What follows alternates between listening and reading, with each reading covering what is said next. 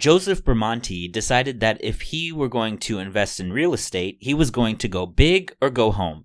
People he knew were buying up single-family properties at rock-bottom prices, and he wanted in on the action. The only thing was he wanted to buy 80 properties at once rather than buying one property at a time. After running into repeated roadblocks with lenders, there was one lender that suggested he simply buy a multifamily apartment community instead. He purchased a 26-unit property sight unseen that seemed as though it was a home run, or so he thought. Today, Joseph is the CEO of TriArc Real Estate Partners based in Houston, Texas, where he is leading the company's development strategy for creating long-term investor value as they seek to acquire over 20,000 units in the next 10 years. All right, welcome back to another episode. Today we have Joseph Bramante joining us from Houston, Texas. Joseph, welcome to the show. Hey, glad to be here. Glad to have you. So, Joseph, let's tell our listeners a little bit about your background and how you transitioned into real estate. So, engineer by trade, worked for Exxon for 5 years, was living overseas in Papua New Guinea on a $22 billion project at the time. And I was based there. So when you're working overseas for an oil company, you tend to either be based, so like a permanent resident working there, or you're a rotator.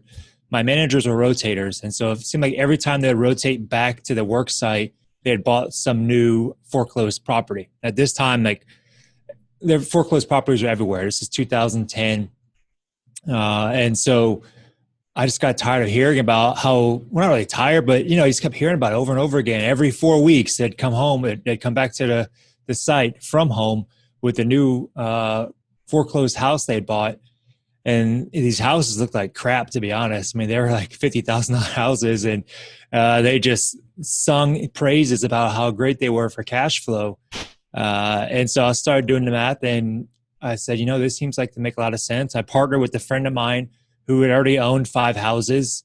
His family was in the business. And so I said, well, that's, 5 houses is great, but let's go buy 80. And I don't know where 80 came from, but it just appeared somewhere in our numbers. And so we had this big, beautiful spreadsheet, and we kept sending it out to all these banks from the other side of the world, trying to get them to give us a loan for $3 million so we can go and buy 80 foreclosed houses over, I want to say it was like a 2-year takedown schedule. And of course, bank after bank just kind of laughed at us and hung up the phone. And keep in mind, we're calling them from Papua New Guinea, which is a different area code altogether. They said they probably thought we were pranking them. But we were really trying to buy these houses. And finally, one lender said, just go buy an 80-unit apartment complex. And while I didn't buy 80 units because I didn't have the money for 80, I did have the money for 26. So we went and bought a 26-unit apartment complex for our first deal, sight unseen. And that was kind of how we jumped in. And I read about half a dozen books on multifamily and made a determination that, this is, houses are great. Percentage-wise, will always beat multifamily, but from a volume perspective, multifamily is better. From the income valuation approach, multifamily is better.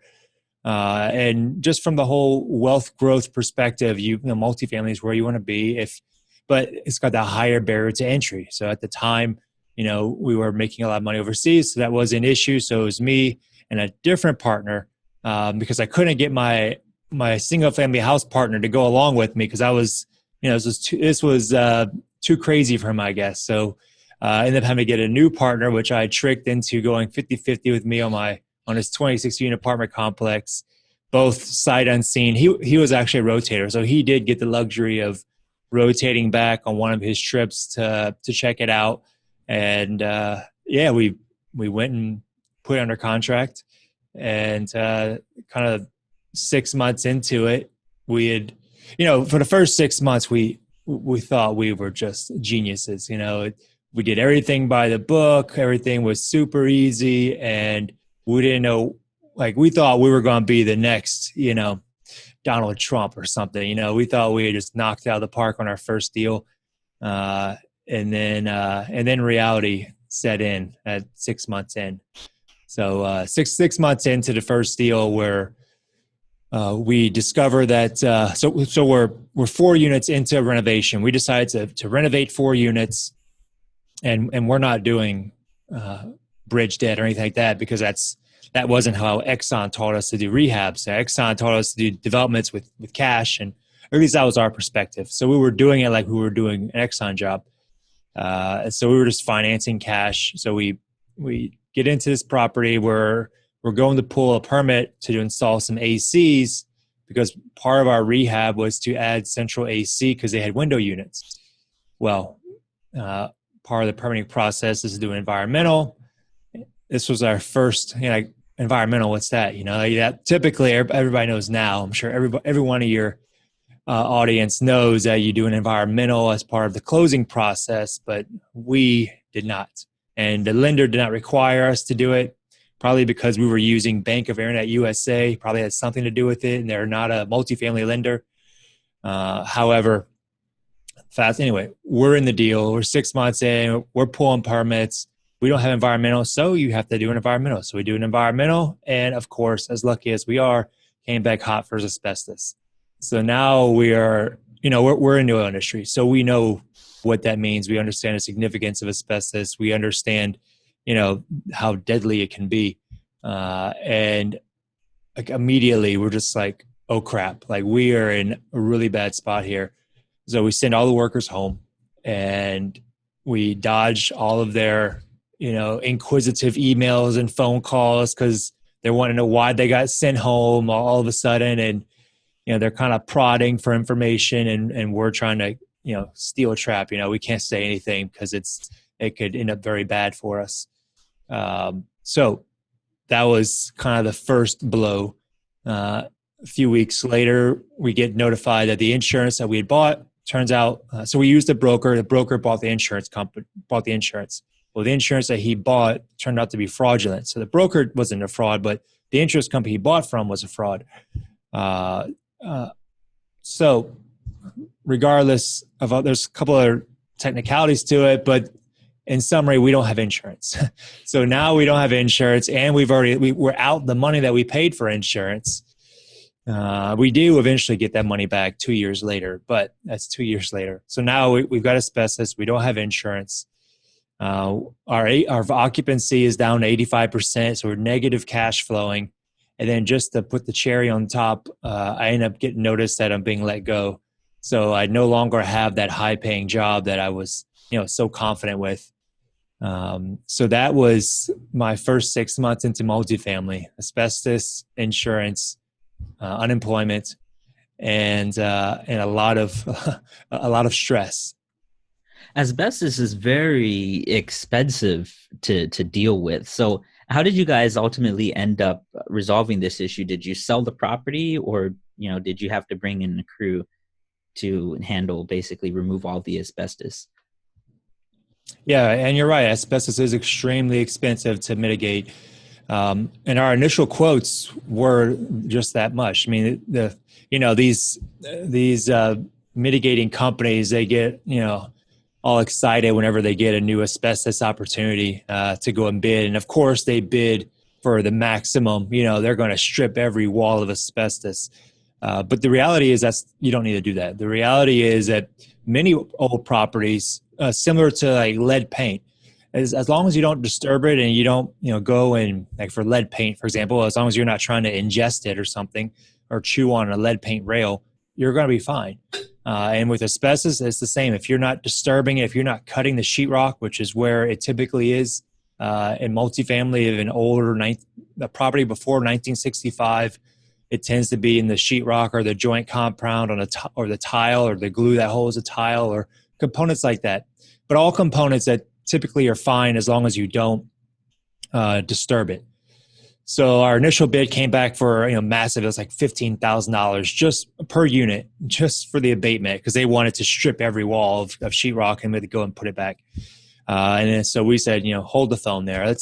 Let's not do every wall. Let's do just the wet areas, okay? Like just the areas with plumbing that we're going to need to get behind in the future, and also the areas that we're upgrading anyway.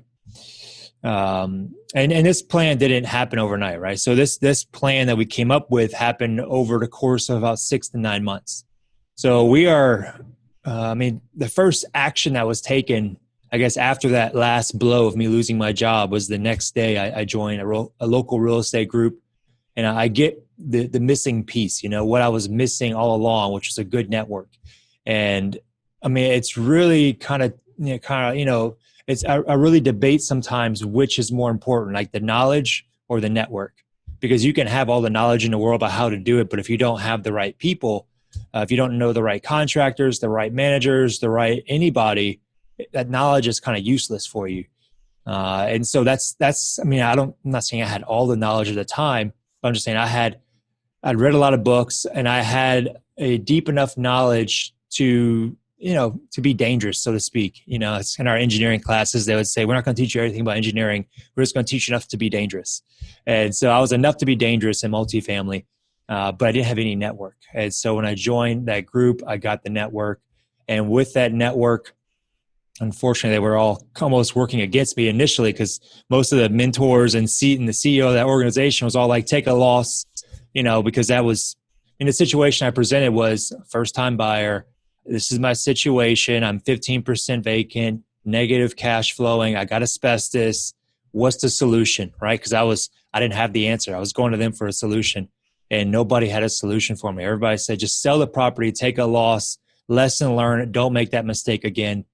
Couple problems with that. There was one, it was all my money. 50% was my money, and it was the money I'd earned over the last 5 years overseas. So I wasn't, I didn't, basically if I'd have lost that money, it would have been as if the last 5 years never happened. I didn't want that to happen. Second was, I kind of lost my train of thought there, but that was the first item. And the second was I would have had zero track record, right? Like I joined this club, and so I already started looking around and noticed that people were actually making a living at doing multifamily syndication. And by the way, I'm still unemployed. So I was like, wow, this might be a good opportunity. But I knew that there's no way I'm going to raise money if I lose money on my very first deal that's my own. There's no way somebody's going to give me money. That's a negative track record. So I knew I had to turn the thing around. So I end up meeting my partners in that real estate group. And then over the course of 6 to 9 months, we come up with this plan, which is basically lease the whole thing down, do a massive $30,000 per door renovation, which keep in mind, we purchased it for $25,000 a door. Our original basis was like $3,000 a door renovation. And now we're just going to 10X that rehab and do $30,000 and just go gangbusters. We did everything to make it into a Class A property. And part of that was all new bathrooms, all new kitchens, all new plumbing, adding washers and dryers. So which required us getting behind the walls. So it leads me back to the asbestos abatement. We then used our new scope. We said, okay, these are the areas that we're going to be behind. Plus, these are the areas that we would like to know are clean for future reference, meaning that once we're operating it, we know that most likely this wall, if there's ever going to be an issue with the plumbing or whatnot, would have to get behind this wall. So we basically just told them abate the wet areas, dropped our costs down to like $1,500 a unit from $15,000. It was a big difference. And it took our total abatement was like almost $100,000. It was crazy initially. And then we took it way down to, I'm probably off by the dollar per unit. So somebody can fact check me there, but I know the total amount went from about 100,000 to about 15,000 total. So whatever that amount is per unit, I forget. Difference. Yeah. That's a huge difference. So we saved quite a bit just on that particular component. So that was to answer your question. That was how we handled the rehab. And then for about 9 months, so we went out and we got a new loan. We got an actual bridge lender, right? And we did full recourse. And then I went all in on stupid, as they say, and I cashed out my 401k because I had to put additional collateral down to secure the loan. So I'm all in on this loan, right? So at this time, I've read some books. I've got some professional mentoring. Even though they're advising me not to do this, I do have the mentoring. I've got a business partner who's been doing this for 25 years at that time, and she's saying, yeah, look, I've done this for other operators. Like she was a management company. She was her management company. And so she had done a similar big rehab for others, but nothing, I think, as this large, but close enough. So we said, all right, well, this was kind of our only option here. It was either there was no kind of plan B. It was either go big or go home. And so we just went big, and we knew that worst case scenario, we break even, like on going big, but we're not going to lose money, versus the other option was definitely losing money. So we went big, and for 9 months we did this renovation. We vacated the whole property because it's not really a good look to have guys walking around in hazmat suits doing asbestos abatement with residents on site. I mean, you're just asking for a lawsuit. So we went ahead and we vacated the whole property and did this rehab. And that was probably maybe even more stressful, though, because now for 9 months, you're just continuing to spend debt and spend money and getting more and more in debt. And then finally, at the end of 9 months, you turn the lights on and you start leasing it up and praying that it works. Because if it doesn't work, then you've just basically doubled your investment in the deal with no real sign that it's going to work. So it worked. Obviously, I'm here today talking about it. It's we ended up leasing. We doubled the rents and quadrupled the NOI. We did 207% return on the refi, and I'm here to live another day, tell the story. And so that was 2000. Bought that property in 2011, and finally got was able to put my head above water. I was underwater for about 3 years on that deal. Finally came above water in 2014, and officially started syndicating deals after that. So it was, we had started probably a little bit before. We were starting an indication I was going to work about 6 months before. But the group I was with, they, one of the rules they had, which looking back at, I think it's a pretty good rule, but one of their rules was we were not allowed to syndicate other deals until we stabilized the first deal we acquired, which I think if a lot of syndicators would follow those rules, would be advantageous for a lot of the investors out there too, because it's very easy to just continue to buy and not stabilize the last deal you bought. So anyway, I stabilized that deal, started on the second. And that's kind of how I kind of that's how I formed my niche, so to speak. His first deal was 30,000 per door. Second deal was 22. The next was 18. I think the smallest rehab we've done is 3. And now we're doing a 37,000 per door renovation. So we kind of gravitate towards these big rehabs, just because they require the most creativity. They have the most upside. And there's not a lot of competition for them, because there's not a lot of people who know how to do it. There's a lot of people who have money, a lot of people who can do value add, typical value add, but to do a large value add, so many moving components, not a lot of people know how to do that. With these heavy value add lifts, basically, are these typically C class properties, or like kind of low end B, or what's the deal with these properties? No, they're typically a level below that. You're about a D class property or C minus at best. Okay. And you're taking it to a B plus, A minus level. Okay. But the neighborhoods are generally what, like a B neighborhood? The neighborhoods are really key in this, in that they have to be strong neighborhoods. If I wouldn't have bought my first property in a great location, I wouldn't have been able to do that big rehab. So of course, you've got to be in a market that has a very high upside. So if you're doing a market study and 3-mile radius, and this one's at the very bottom, and you've got others that are $300-$400 above it, then sure, there's an opportunity there. But you just got to understand that it's going to require a significant amount of capital to do so. And then there's certain restrictions. For example, like ceiling height is one of those that people don't really notice immediately. They can't really put their finger on it when they walk into a unit, why a unit feels smaller, because it's the ceiling above them that is 8 feet versus a newer construction would be 9 to 10 feet. So those are some things that you can't get around. So you want to make sure that if you're doing a big rehab, that you're comparing older properties like to like. You want same basically ceiling height properties. So now your company, basically, you are syndicating many of these types of deals. So are you guys kind of more focused on the capital raise side, or are you guys actually focusing more so on kind of the deal sourcing and actual implementation of the business plan, or both? Yeah, we focus more on the deal sourcing side. I'm a firm believer that if you've got a good deal, the money will show up. It always appears. So I never focus so much on the capital raising side. Also, just in today's market, there's a abundance of capital just sitting on the sidelines waiting. So I think that you just focus on the deal side, get a good deal, show good returns, and the investors will come. While looking for these deals out there, what do you find to be the most challenging aspect of that? The most challenging for the deals is at the current moment, and this is May 26th, I'd say the current moment is the kind of the seller.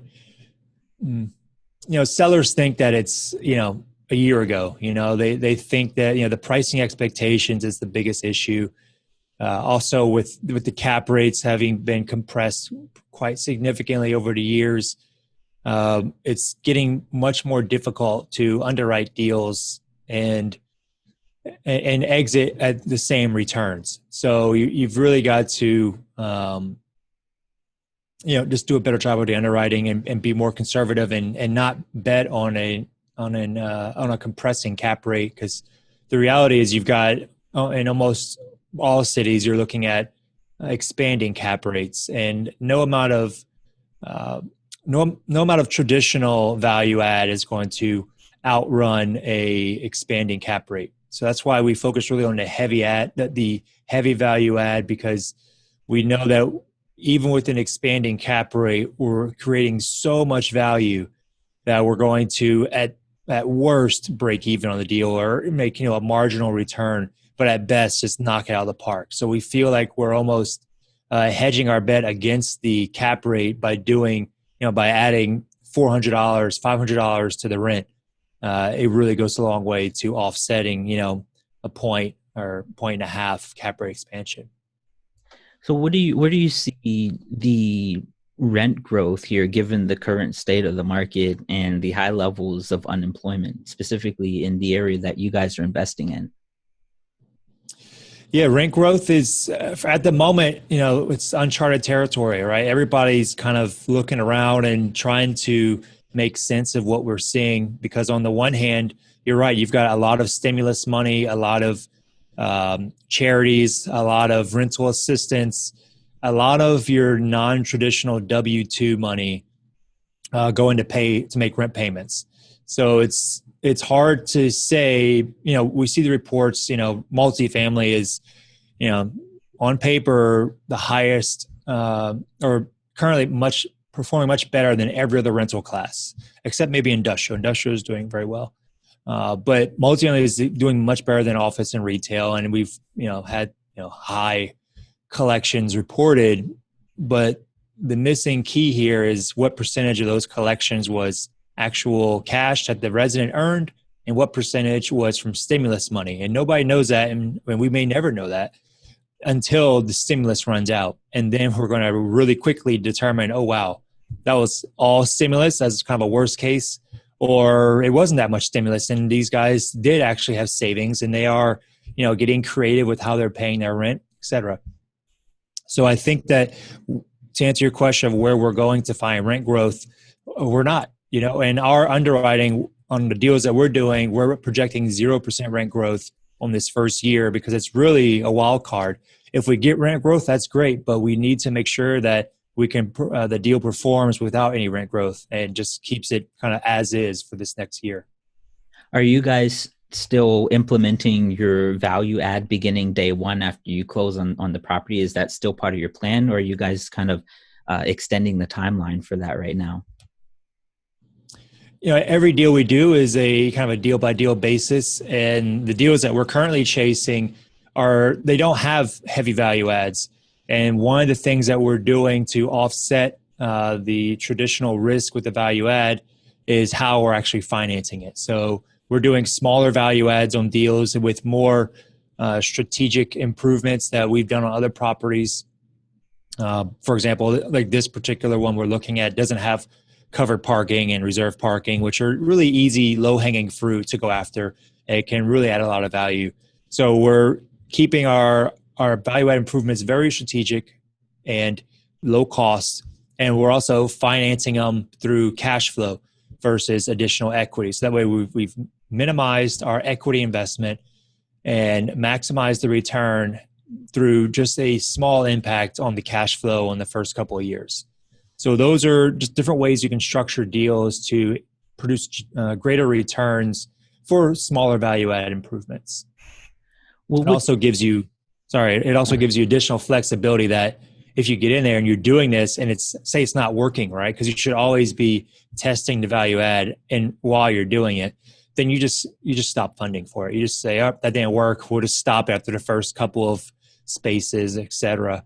Versus if you do a bridge loan, you're all in and you have to spend that money, and that puts you in a bad spot. Over the past, you've been investing actually for quite some time now. So during this period, what would you say what are your key takeaways that you would like to share with new people? From the last 10 years I've been investing, or just the last several months with COVID? Just the last 10 years in general. Patience is one of them. While I was fortunate to come in after the great crash, I'm also very humble in that I understand that a lot of my success was because I was buying properties at my first one was at $25,000 a door, and the next one was at $35,000 and then $45,000. And so when you're buying, when I was buying properties at that price, I could have just held it and I would have made a buttload of money. So I didn't, a lot of the value I created, a lot of returns, I recognized that it was just the market. I was riding the wave like everybody else. I wasn't particularly doing anything special. But then I to get those returns, but then I also was doing big value adds and I was learning along the way. So I was making mistakes, of course, just like every new investor was making. But the difference is that the mistakes I was making were, I kind of had a safety net under me. It's like I had this big safety net under me, and it was okay because the cap rate safety net that I had was going to mask any mistakes I made. It allowed me to really master the value add and the heavy value add, because that is, with heavy value add, when you make mistakes on that, it tends to be quite painful because it's the heavy value add, so it's a lot of dollars, a lot of units, and they tend to be magnified by quite a bit versus a smaller value add. It's not as painful. So anyway, but to answer your question, I would say patience is one. I've never, I've seen guys who've, started after me, and they've got these massive, one guy's got like 17,000 units, and, and he's, well, granted, so he's a unique situation that he worked for like 7 years in the industry as an employee and then formed his own company. But regardless, just to say that there's going to be guys that are going to just really skyrocket, and there's going to be guys that kind of go steady as she goes. And so you just got to play your own game and be patient, because the worst thing you can do is say you were to just have unlimited money. Just say you had all the investors you needed and you were able to buy every deal you wanted. But the reality is, if you're honest with yourself, you'll know that you probably don't have all the experience you need to be buying every deal that comes across your desk. Because every deal that comes across your desk, one, isn't going to be a good deal, and that the way you're underwriting it today is not going to be the way that you're underwriting it 5 years from now. Because, Jesus Christ, I look at some of my models from 5 years ago and I'm like, wow, this was rough. So I think that, and I know that every investor has that same progression as they're improving along the way and they're getting better and better and better, that the worst thing you can do is you accumulate a whole bunch of properties in that first couple of years when you're not even at your best. Like, what you really want to be doing is accumulate a lot of properties, when you've been doing this for 5 to 10 years and you're really kind of falling into, a rhythm and you know what you're doing, you know what you're talking about. And not that you've just watched a bunch of podcasts, but that you just know it through your bones. You just know it because you've been doing it. You've done over 10,000 hours of it, or, as they say, 10,000 hours to become an expert at something. And I think that people don't want to put in the time anymore. They just want to, they think they're very impatient. They just want to get to owning these massive portfolios. And the reality is nobody really does. Most people don't go to these massive portfolios overnight. It just happens gradually. In real estate, of all the businesses, real estate is the long game. Like everybody knows, real estate's a long-term investment. So why would you try to make a quick, $1 billion portfolio out of it or something, or a several $100 million portfolio? You're either in it for the long haul or you're not in it at all. What would be a good book recommendation you'd have for our listeners? I'm not sure if it's a good recommendation, but I'll tell you the book I'm reading right now. It's called Raising the Bar by Gerald Hines. He's probably one of the top developers in our lifetime, and he's 95 years old. He actually lives. He works in the building next to where I live. He actually built the building where I live, and he's just an inspiration. The guy's got an amazing story. He's an engineer. I'm an engineer, so I like that about him. And just reading his story, and it talks about all his deals. It talks about how he got started, and it's just, I don't know. I like reading biographies about great men because you can emulate them and you can see what made them so great. And it's really simple. It's basically like a recipe book, right? You're like, wow, I read a biography as if it's a recipe book because I know I want to be like that someday and maybe have a biography about me like that. So my recommendation is for Gerald D. Hines, Raising the Bar. And how can our listeners get in touch with you? The best way I would say is either on LinkedIn or to check out our website, www.TriArcRep.com. We just revamped it, and there's going to be some options on there for you to get in touch or to join our mailing list or whatever your interest is, but everything's going to be there. And like I said, I'm very active on LinkedIn, checking it a couple of times a day. So you can feel free to connect with me or message me. And if you hear this podcast, go ahead and message me and tell me hello and that you heard me on this show. Well, thank you so much, Joseph. It was a pleasure. Really enjoyed your story. And I hope that our listeners picked up a lot of golden nuggets from that and, things that can help them in their investing. Thanks, Dion. It's glad to be on. Thank you for having me.